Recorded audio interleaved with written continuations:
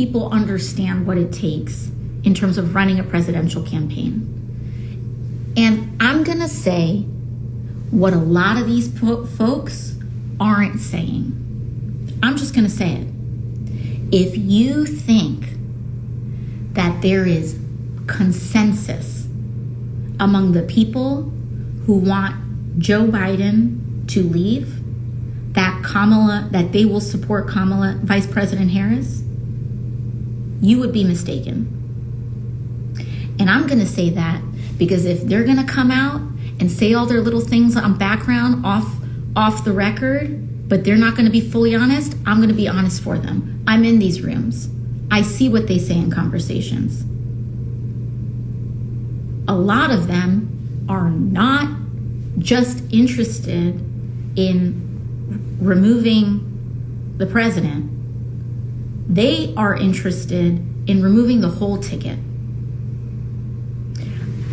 Am I here to guarantee that that is what is going to happen, or that is what will happen? I can't tell you that, because as we all know, politics is insane. Anyone who tells you 100% what's going to happen is lying to you or engaged in an enormous amount of hubris.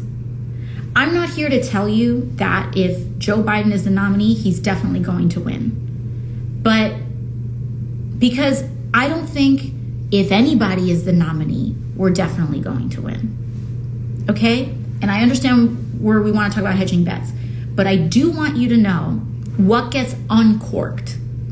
Because if you think that's going to be an easy transition, I'm here to tell you that a huge amount of the donor class and a huge amount of these elites and a huge amount of these folks in these rooms that I see that are pushing for President Biden to not be the nominee also are not interested in seeing the vice president being the nominee. Will they win out on that? I don't know, but I am here to tell you, do not take that for granted. Do not take that outcome for granted. It may make sense to you. It may be sorry guys, I don't know why this keeps happening. It may make sense to you. It may be the logical thing, but I'm here to tell you that that is not a sure thing. And so what is the other it is still a possibility, right? Let's look at our open possibilities, right? And by the way, President Biden and Vice President Harris have been campaigning their behinds off, and there is a war chest of at least $100 million prepared for the general election. If there is a new Democratic nominee, that money cannot be transferred, okay? I'm just telling you what I know, all right? It can be transferred from a top of the ticket to number 2 on the ticket. It cannot be transferred to someone else, all right? From what I have known. I can also tell you that I have stood up in rooms with all of these people, and I have said, game out your actual plan for me. Game it out. Have you looked in, what are the risks of this going to the Supreme Court? What are these things, right? And I'm not here to assert any major thing. If y'all want to come with the receipts in the comments, that's fine. But what I can tell you is that I have stood up in rooms of folks making these decisions, and I have raised these questions, and no one had an answer for me.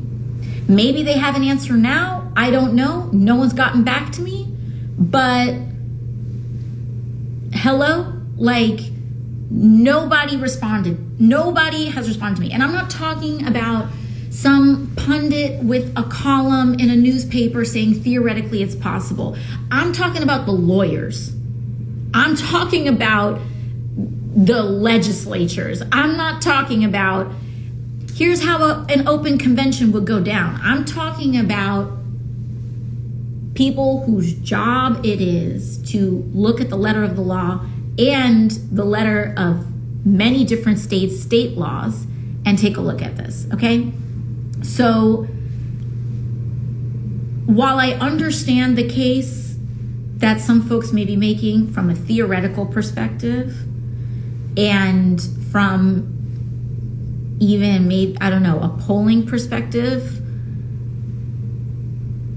I'm here to also, like, as a person who is responsible for executing decisions and not just opining on them, I can tell you that I have not seen, I don't know why the fireworks keep going off, I have not seen the plan. And when a convention is in 4-ish weeks, when Michigan has to finalize their ballot 2 days after the convention concludes, which, mind you, you have an open convention. The convention could then go on for days if you have a bunch of nominees. And then before you know it, you blow past the Michigan deadline if you don't have a nominee in 2 days or whenever it may be. And then the legal problems start to mount, okay? And so I am concerned about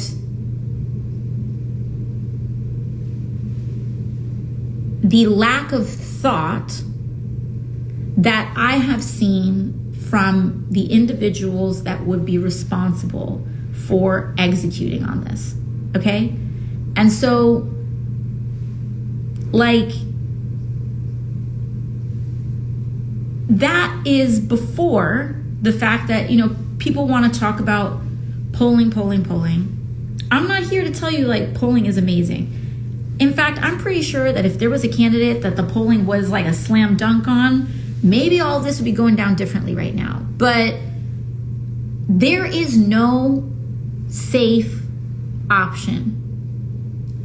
There's no safe option. And I think given the stakes of this moment, we all want to run to safety and we want to run to the sure thing. And I think it's important to operate with integrity. If you 10,000% are super convinced that the candidate or the president cannot beat Donald Trump, then, like, do what you think is in your good conscience. But I have not seen a scenario, an alternative scenario that I feel does not set us up for enormous peril.